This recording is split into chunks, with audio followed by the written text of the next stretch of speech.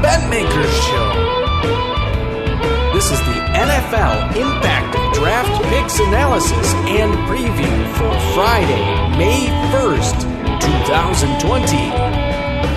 And now, live from Las Vegas, the host of the Betmaker Show, Brian Blessing. All right, folks, it's always a great time when we get to have a conversation with Bruce Marshall from the Gold Sheet, Brian Blessing. We're in Las Vegas, and we're going to focus on the NFL.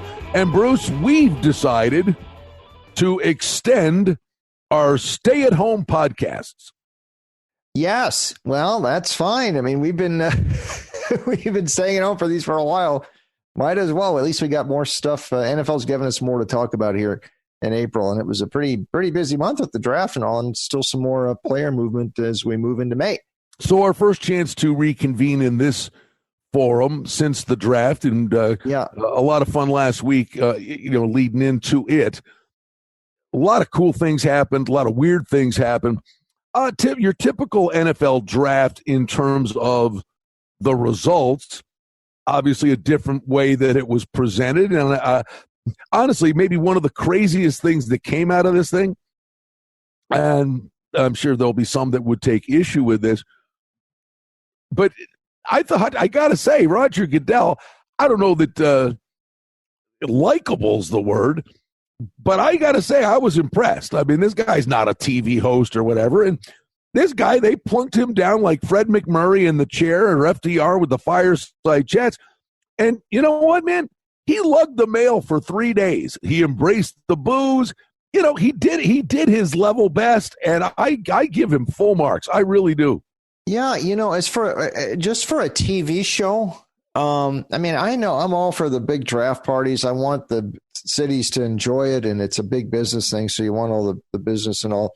But just from a pure watching TV thing, this wasn't any worse. In fact, it might have been better. I've gotten to the point watching this stuff where the draft thing has become a little too over the top, and the fans going crazy. And that's fine if they want to go and have fun. But they've become the focus of a lot of the draft coverage the last couple of years. A bit over the top, I think. But I sort of like the way they presented this one in a way, because you didn't have to worry about some of the nonsense stuff that they usually have. But then again, I'd gladly trade all the draft related nonsense on site with the big party just to have things close to normal again. But it wasn't a bad thing to watch if you're a football fan. It really wasn't. And the one thing I would give at the beginning, I give the Dolphins credit for knowing what the market was, because the consensus belief was someone had to go to 3, take the Lions spot, make sure you got your quarterback, specifically if Tua was the polarizing guy. And the Lions, but then you're sitting there going, well, it's the Lions. And sure enough, the Lions wanted this cornerback, and the world had them trading out of that spot down to 5 and still getting the guy they wanted in extra picks. And they never pulled the trigger on the thing. Whether the Dolphins went at them hard enough in that regard, but that was the first shocker of the draft, that Detroit actually stayed at 3. Yeah, and it stunned me. It stunned me a bit too that Detroit stayed there, and I'm sure they got asked about it. But in the end, they got who we thought they would get if they stayed at 3, which was Okudah, a guy they need.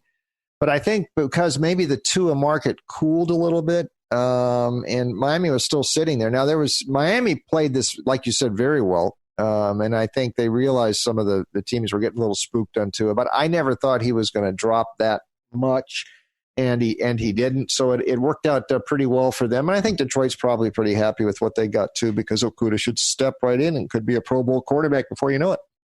So we look at the fortunes of Burrows to the Bengals, Burrow to the Bengals, Tua to the Dolphins, and Herbert does indeed land with the Chargers. The thing that I think is interesting when you look at these 3 situations, I would envision Burrow's an opening day starter, but then you've got Tua and Herbert who will not be. But when you're plotting a course for season win totals and you're trying to handicap the Dolphins and the Chargers, you're sitting, part of your handicap now is not all the factors you have to take into account. Who's their non-conference schedule, What's the division they play and look like? But now you're also trying to handicap what week will the rookie quarterback jump in.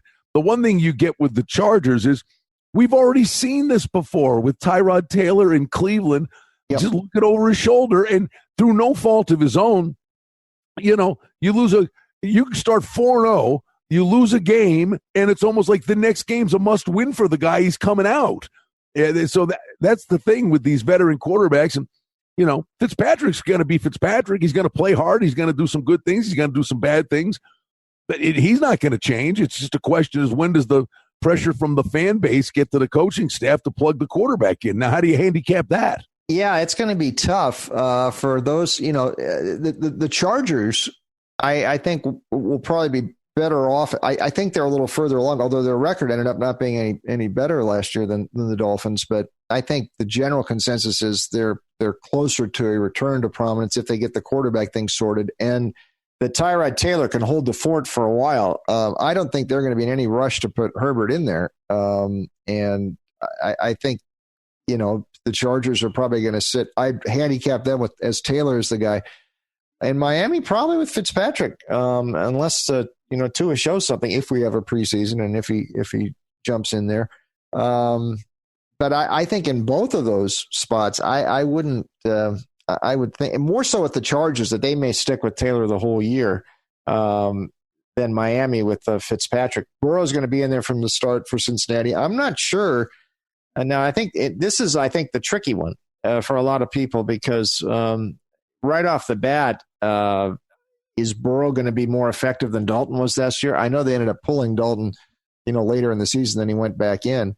But at this stage right now, is Burrow as a rookie better than Andy Dalton was as an eighth-year guy? I'm not sure that he is, but I think they're going to reflect that in the numbers, thinking Burrow's going to make a big jump with help the Cincy win total. This was a bad team last year, a really bad team. And I'm not sure he's going to come in and make that much of a difference. So I think there's going to be a danger to overrate the impact Burrow has on the Bengals. One of the more intriguing things that came out of the draft, and I love the coach speak and the GM speak and the smoke screens and the disinformation and all these guys that will run to a podium after they make their pick.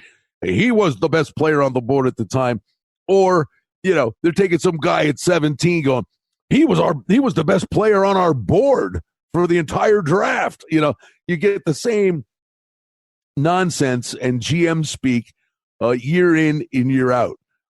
So that being said, the lead into the point is the Raiders and the Broncos. Your Broncos, you follow them very closely. And I don't necessarily disagree with it. I think the Raiders went way overboard. And by the way, they take Ruggs as the first wide receiver. And we talked about that. That is such a boomer bust thing. Everybody's trying to get Tyreek Hill on their roster. And if the kid turns into Tyreek Hill, they look brilliant. But he's got boomer bust potential to me. But then they draft wide receiver after wide receiver, on and on and on it went. And the thing that we'll watch over the course of time is, boy, if they made a mistake, it's going to be so glaring because they're going to be playing Judy with the Broncos, the guy they could have had. They're going to be going head-to-head for the next 5, 6, 7 years. So that'll be fun to watch almost that little head-to-head matchup. But you look what Elway did with the Broncos, getting Judy, then the speedster Hamlin from Penn State. I don't care what they tell you, Bruce, about best player on the board. Those two teams sat there and said, if we're going to be anything in the next 6 years, we reside in the AFC West. Those teams drafted based on finding a way to compete and keep pace offensively with Kansas City. I don't care what they say to you. Oh, I agree. There's a big difference, though, that the trigger man Kansas City's got, I think, is well above the others. And we know Derek Carr is on his last chance here with the Raiders this year. And Denver with Drew Lock, I mean, this is an awful lot of faith the Broncos are putting into Lock. Now, there's one, I'll talk about the receivers in a second. One other note here. Andy Dalton's back on the market. We'll talk about him in a moment. Denver's a spot he may still end up, but we'll get back to him in a second. As far as the receivers go, yeah, the Judy Ruggs thing is going to be interesting. I like Hamler for Denver in the second round, too. I mean, I've been waiting as a Bronco fan for another Rick Upchurch for 45 years. We remember Rick on radio here in Las Vegas, and I remember meeting him. It was really a thrill for me. Upchurch was kind of Tyreek Hill before Tyreek Hill. Hamler could do that. I do like the Raiders getting Lynn Bowden as another wide receiver in the draft. Now, one of the few picks that the pundits seemed to question was Bowden. I heard a lot of people question that he's just a gadget player. No, he's a winner. And he can do a lot of different things, and he can even be your emergency quarterback. He's our modern-day Marlon Briscoe, Bruce. Yes, he is. And people go, what? What'd they say? Yeah, he is. And that's high praise for both of us to compare a guy to Briscoe, that's for sure. But the one thing about the receiver thing, I'm not sure Dallas didn't come out better than both the Broncos and Raiders here. You got to remember, Judy and Ruggs had the luxury of playing opposite one another. And if you're a team playing Alabama and all the weapons Alabama had, plus all those running backs, and you can't extra focus on one of these receivers. Usually a receiver that good in college is going to have a lot of attention drawn upon him from opposing defenses. CeeDee Lamb from Oklahoma, though he didn't have no weapons around him at Oklahoma either, but I mean, he excelled, getting a little bit more attention, I think, from defenses. And I wonder if Dallas maybe didn't get the best guy of the bunch, and he comes at 17 to the Cowboys. But it is interesting, the whole Denver Raider thing. And yes, I agree with you. They're all trying to chase the Chiefs. Neither of them have Mahomes, though. And that's going to be, I think, until that changes, that's going to be the thing that tips things in Casey's favor for a while, at least. Well, and the one thing that, really kind of sticks out here, and time will be the judge. And I just think it's so readily apparent the guys that know what they're doing, and you can tell. Yeah. And John Lynch knows what he's doing in San Francisco. Yes, he does. And that's, there were a couple, they have tried to keep this thing together as much as they can in San Francisco, but a couple of guys they let go. Now Buckner, they actually got a first-round pick from him out of Indianapolis, and Emmanuel Sanders went on the defensive front for Buckner, and then Emmanuel Sanders left in free agency to the Saints. So here's what he did, and I think this is brilliant. Now Kinlaw from South. Now they flopped around one spot in the first round. They ended up getting Kinlaw from South Carolina, who we actually projected them to get. So they get a defensive lineman for Buckner, and then they get Brandon Ayuk later in the first round with their first round pick. Their pick later in the first round to take Sanders' place. Here's the brilliance of that: the two guys that they replace, and because of where these guys were drafted in the first round, especially Ayuk, what John Lynch has done is open up close to $20 million bingo cap space. Yep, and if these guys, they're going to have to step in there and perform. But if they do, then all of a sudden, I mean, Lynch does look brilliant because he's opened up so much cap space because of the maneuverings he did. And that's underreported and underrated from a lot of GM moves when you come into the offseason, into the draft. But I think Lynch navigated that beautifully. Well, to that point specifically, when we say the guys that know what they're doing in Buffalo, and I don't think it should fly under the radar, and it absolutely is, because they didn't have a first-round pick. But Brandon Beane did the same thing 3 years ago to finally right all the wrongs from forever, and was just gutting the thing to clear out the cap space, to build a football team. And he made the playoffs in a year that he did that. They've made the playoffs 2 of the last 3 years, and they literally, Bruce, are loaded. And in the draft, they didn't have a first-round pick, but they got Stephon Diggs with basically their first-round pick, who's a much more proven commodity than any one of these kids. They get the defensive end, Epinesa, who fell to them, that a lot of people had a high first-round grade, and that was one of their wish list / need, a total upgrade there. And then get the Moss kid at running back to go with Singletary, and then identified a tall wide receiver in the red zone, which were their only moderate needs. They upgraded at every position. Literally, it's entirely, as it is in so many instances in the NFL, it's on the quarterback. but it's on Josh Allen to take the progression to the next step. But organizationally, and I would just say this, and you'll concur with this, as a long-suffering Bills fan, I wanted this. I drooled over Antonio Gandy Golden, the wide receiver. When it came to that pick in the third round, I couldn't believe it. The kid was still there. I'm going, he's got to take him. And he took the tall wide receiver, Davis, from Central Florida. And for the first time in forever, instead of being heartbroken that the guy I wanted, they took a different kid, but basically in the same position that was required there. And I actually sat back and said, great. I trust their judgment better than mine, and I haven't been able to say that in a lot of years. That, okay, they picked the other kid, but it was what they needed. They filled every little moderate hole they had, but it just speaks volumes to the GMs that know what they're doing. Oh, I think Brandon Beane was brilliant all the way in the offseason here. I mean, the Diggs thing, I mean, you get a feature wideout that's a fair trade for a first-round pick, because you got a guy who can step right in there and give you what you need.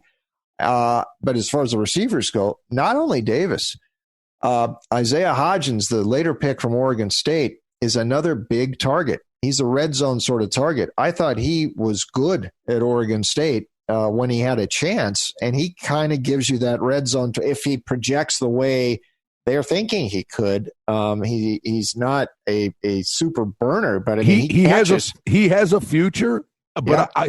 I honestly, if you look at what they've got, I believe he's probably a practice squad guy this year. Yeah, but I think down the road, he's awfully skinny and blah blah blah.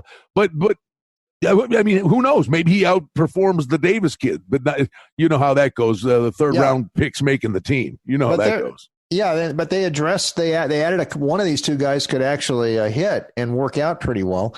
Epineza, I think here is a great example of the combine. Maybe doing the Bills a huge favor. If they say Epineza didn't show as well at the combine, well, he sure showed well at Iowa in the Big Ten. I mean, he was a big time edge rusher. He collapsed pockets there, and knows what he's doing. He's very valuable for what Kirk Ferentz and his defense there. And I think that gives. I thought I projected Epineza as a first round pick for me, but you want an idiotic story, Bruce? Yep. He ran a 5.0640. Yeah, he's an offensive lineman. But the thing is, he's quick and powerful, and in the space, he's got to run 10, 15, 20 yards. He's not running 40 yards every play, and they overdo it. I'll give you a really. I mean, this is just a goofball story. Remember the old indoor soccer league? What was it? Missile? Yeah. Major Indoor Soccer League? Yeah. When I was a kid, I was like 22. Yeah. And so it was a story I was doing for the TV station. I went through training camp with the Buffalo Stallions. Uh-huh. And they were one of the better teams. And they did something akin to the 40-yard dash thing. Well, I was the worst, right? But I wasn't the worst. They did 10 and 40-second splits. I was quicker than some of the guys in the, I was quick, and then I couldn't keep it going. And that's what these linemen are. He's quick off the ball, and he bull rushes guys. Oh, he ran a 5.0640. It's insane. They're guys in shorts. Yeah. They put pads on the guy.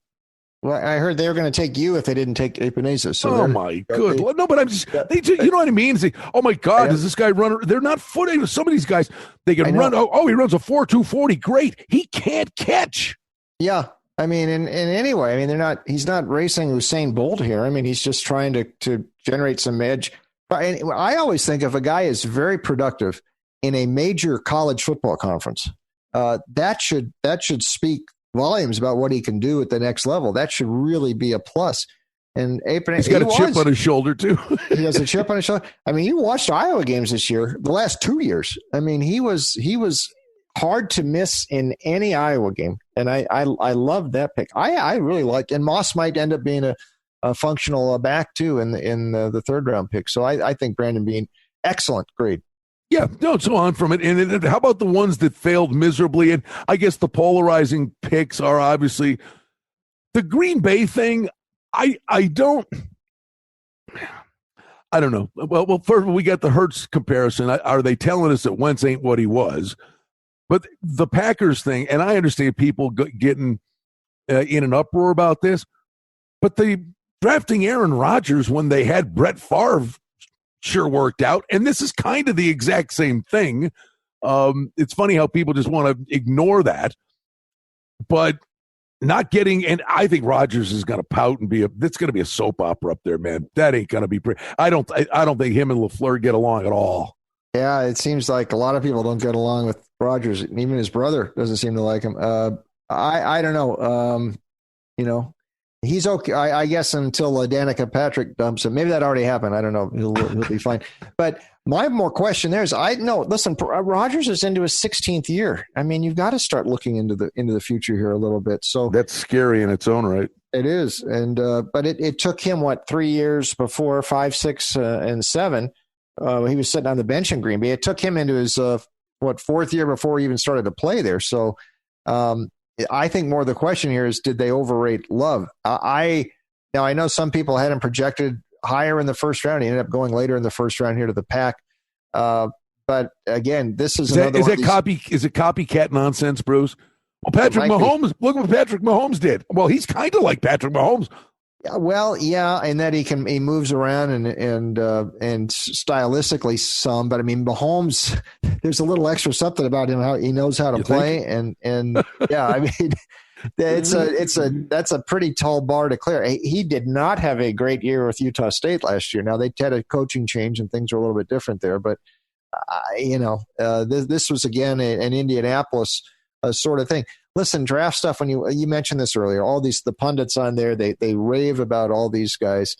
Like I said a few years ago, when we talked about Russell Wilson back in 2012, a couple of weeks ago, at the time, people thought, well, who's this? I mean, they knew Wilson, but nobody thought that was the greatest pick the Seahawks made.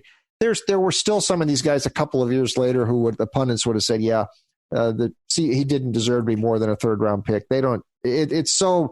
What's these guys? Listen, Bill Russell was not the first pick in the 56 NBA. Nor Michael Jordan. Cy Hugo Green was the first. And you bring up Russell Wilson. I swear to this day, it brings tears to my eyes. Yeah. Because I'm on the phone with a buddy of mine in Buffalo, and the draft is on, and in the third round, I'm going, they're nuts if they don't take Russell Wilson. Take this kid. Why the hell not? He transferred from NC State to Wisconsin. A third round pick, take a shot here. They took a wide receiver, TJ Graham, Bruce, complete and utter bust. Oh yeah, a few picks ahead of Russell Wilson. I'm like, that's why I'm saying when I talk about the draft, and I'm like, I mean, it's not like I don't pay attention to this stuff. And sure enough, Russell Wilson, I know. But the Eagles thing was a little bit more questioning to me, what they did here. And there are a lot of receivers out there. And if they really wanted one of these guys, now I guess the Eagles thought it wasn't worth it to move up. They didn't. They ended up getting Rager from TCU, who could be just one of several there. And they thought, we'll just get one of these guys is fine. I think Hurts could end up fine, but you wonder, this is a team that is sort of a luxury for a team that fancies itself a contender. Yeah. But it's costly insurance policy. But again, but behind him, are they going to go back with Sudfeld? He's had injury problems too. McCown is retired. They had to go to him in the playoff game last year. Now he's finally retired. They think they can use Hurts some. And let's face it, Carson Wentz has had trouble staying healthy here. And he's good. Real good, but I mean, they've had trouble keeping him on the field, and they can spot Hurts in there. So I don't know that that's as bad, although the Eagles have gotten pretty skewered for that pick of Hurts and in general for what they did with the draft. We'll just have to wait and see.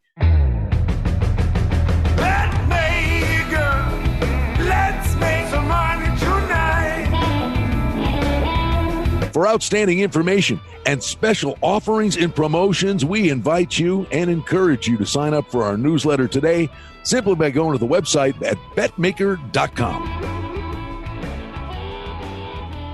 Now, I don't know that it has an incredible impact this year, although it might. because they were just a dysfunctional mess, and the same guys there running the show. But I will tell you, talk about one that flies underneath the radar. I thought Jacksonville had a hell of a draft with C.J. Henderson.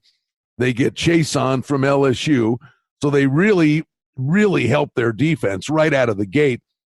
And then picking up the Chenault kid in the second round, and then a defensive tackle from Ohio State. Jacksonville very quietly had a terrific draft, but now it's, what does Minshew become, or what's the future at the quarterback position there? But from a draft perspective, I thought the Jags did great. Oh yeah, and I thought Chenault should have been a first round pick, though he did have some injury problems, and he's had this core muscle surgery thing, so that may have pushed him down a bit. But if he's healthy, I mean, like I've mentioned, the first half of 2018, he could have won the Heisman Trophy if they stopped the season October 7th that year. He might have been the Heisman winner. But Chason and Henderson as first-round picks, fill him immediately stepping in on a defense that has lost some key pieces in recent years. Now, here is the one. We mentioned Andy Dalton earlier. This is a spot where he now could land. The Bengals, as we predicted, they tried to trade him. That market softened after Nick Foles got traded away from the Jags. And the Bengals were going to release him after the draft. They have done that. So where does he end up? This is a place now that has come right to the top of the list. I have been reluctant to think that Jacksonville is going to go in with Minshew as the number one guy, at least bring someone in to compete with him. So I was thinking it could be Cam, or now Dalton comes into the picture. And sure enough, we're hearing rumors about Dalton maybe landing there. Remember, this is a coach who's under the gun. They got rid of Tom Coughlin last year, but Caldwell, the GM, and Marone, the coach, get one more shot from the mustache man, Shad Khan, the owner. But they got to win this year. And are they really going to go in it with Minshew, or are they going to go in with Dalton? We will see. Or Cam. But I do like what they did. Henderson's going to step right in and start, and so will Chason. And if Chenault's good, he's fine. And there's some other guys further down the list there who could be. I mean, Quartermain at one point was a pretty highly regarded linebacker. He could end up being good, and some of the other guys as well. This is an interesting draft for the Jags. I agree. And, we're seeing some numbers that are out there now. It's amazing. You put numbers up on anything. Offensive Rookie of the Year. You're sitting there. Yeah, it's crazy. You're looking at Burrow plus 230 is the favorite. Tua is plus 575. But the number that's telling, and honestly, Bruce, I know we had done, how many draft previews did we do? It was the heartbreak of heartbreaks for me, and that's one more time that, I really got into this, we're watching for the Bills. And he was rated fourth in the quarterbacks in every mock, and I'm going, tell me there's a God. Tell me that Edwards-Helaire will fall in the Bills' lap in the second round. They ended up getting Moss. I just thought this Edwards-Helaire kid was going to be a beast. And when he went off the board at the end of the first night, I screamed no. The Chiefs, this kid's a weapon. Bruce, he's plus 475. I mean, in that offense, with all the fear that they're going to have to stop Mahomes and company, Damian Williams, they say he's going to be the starter, but this kid's going to get 20 touches a game. He could have a hell of a season.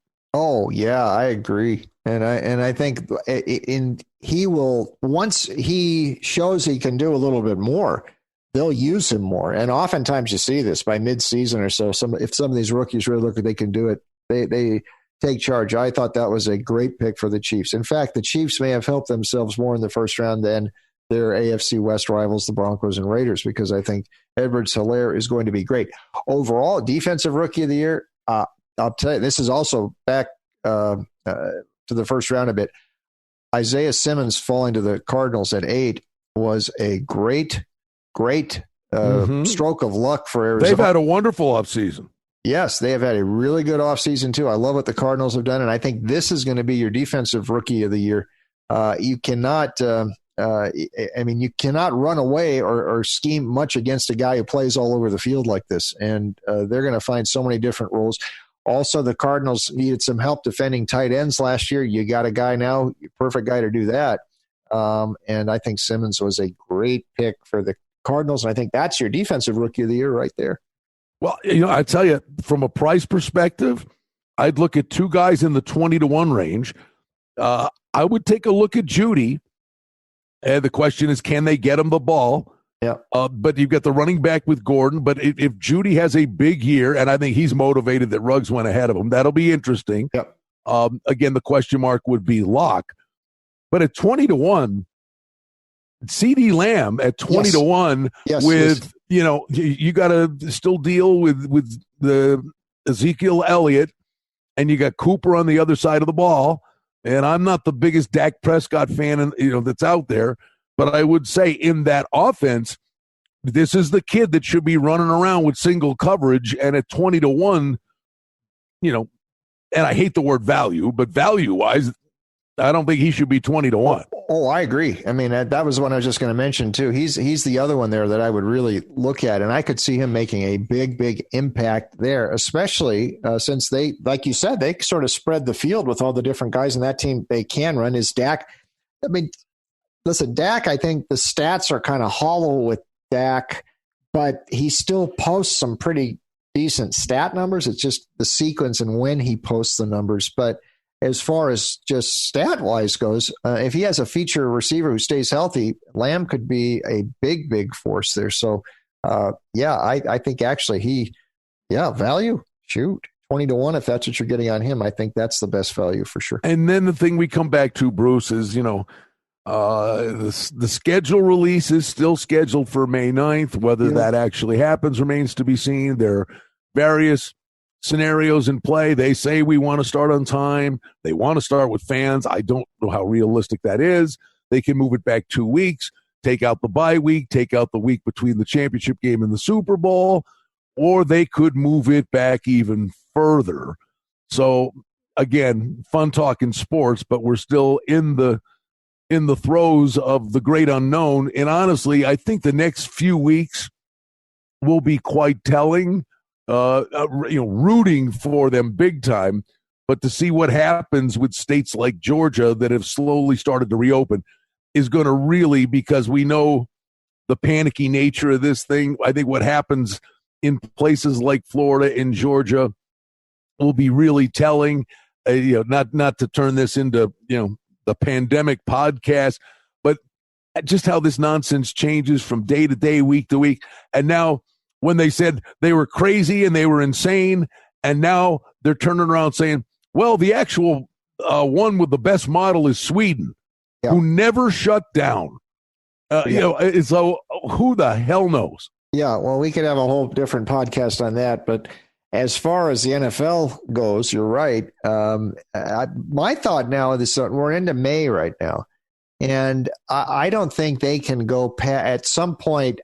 I would think by the end of June or the start of July, they're going to have to make some call. And I think the schedule thing is kind of interesting. And if they would push it back, though at that point, I don't know that a couple of weeks, if there's still that much up in the air, if a couple of weeks would make the difference. I have always thought the whole deal here is if these leagues are willing to play without fans in the stands or with a limited number, that could accelerate it. There's a whole different can of worms you open up with the NFL. They want people there. They want corporate suites filled. There's a lot of money to be made from that, though the bulk of the money comes from TV, as we know. But by the start of July, I think we're going to have they got to start planning. You have training camp, then there's preseason. So they can't wait that much longer before they can't wait into August and decide, okay, let's go, because you're going to have to get teams in camp and all the other stuff. So we're not that far away from them having to make a decision. In college football, my God. I mean, for starters, we're sitting there trying. We don't even know that there are going to be students in school. If there are no students, I mean, if college is turning into an internet-based classroom, this thing is, going off the tracks. Yeah, I think college has got more things they've got to address, and pushing it back actually might be a possibility there, though. The TV networks, I mean, they're part of it, and the inventory. You can't just dump that much inventory. TV-wise, they're not going to be as thrilled about that as you might think, because there's a lot of other stuff going on. But there's Yeah. Or is there going to be school in the fall? And all in different states and different things. Boy, there's a lot going on with colleges. I know, man. Yeah. Hey, just like the NFL draft, you're looking to the future, and we always say, hey, we can poke holes at it, but you look stupid. Hey, last year, Gettleman got carved like a Christmas ham, and the Daniel Jones pick don't look that bad today. Yep. Time ultimately will be the judge. So we'll look back on this in a few years on the NFL draft, and we'll also look back on this and say, was the thing a pandemic or was it a dem panic? Yeah, time will tell. But we'll see. But in the short run here, we're going to get some answers on the NFL, and it won't take that long. If someone tells you before July, they'd have to make some decisions. So stay tuned. That's a great way to end it. Stay tuned with Bruce Marshall. I'm Brian Blessing. Bruce from the legendary publication, The Gold Sheet. We're hanging in Las Vegas, and we're eagerly anticipating the return of sports. Let's make some money tonight. Well, that's the Betmaker Show for now. We publish multiple times each week. We'd like to thank you for listening, and if you liked what you heard, please take a moment to leave a rating and review, or subscribe to our show feed, or share our show with a friend or two and help us grow the show. We very much appreciate it. Visit us on the web at betmaker.com. And reminder to sign up for the newsletter. Thanks to our engineer, Darren Vandermolen, and producer, Mike Gallivan. The Betmaker Show is a production of Cardinal Marketing Incorporated. Betmaker is a registered trademark. Any rebroadcast, reproduction, or other use of this content without the express written consent of Cardinal Marketing Incorporated is strictly prohibited. The handicapping and sports odds information contained on this podcast is for entertainment purposes only. Please confirm the wagering regulations in your jurisdiction, as they vary from state to state, province to province, and country to country. Using this information to contravene any law or statute is prohibited. The podcast is not associated with, nor is it endorsed by any professional or collegiate league, association, or team. This podcast does not target and is not intended for an audience under the age of 18. If you think that you have a gambling addiction, stop this podcast now and please seek help.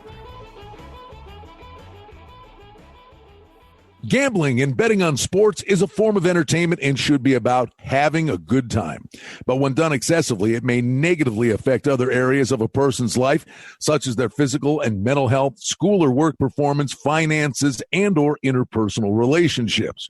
At betmaker.com and the Betmaker Show, we're concerned about the addiction that gambling may cause, and for this reason, we encourage everyone to practice responsible gambling, an approach to gambling that helps you ensure that it remains an enjoyable activity.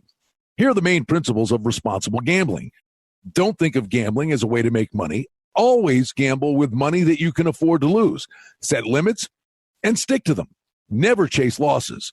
Don't gamble when you're depressed or upset, and create a healthy balance. Always be aware of how much time you spend gambling or thinking about gambling. And do not allow gambling to cause you to miss out on time with family and friends or time spent on other activities you enjoy. By following these guidelines, gambling can be a good time and great entertainment. If you feel at any time that your gambling is taking away from important areas of your life, is causing you stress or depression, or is leading to financial losses that are beyond your control, please reach out for help. Learn more at responsiblegambling.org.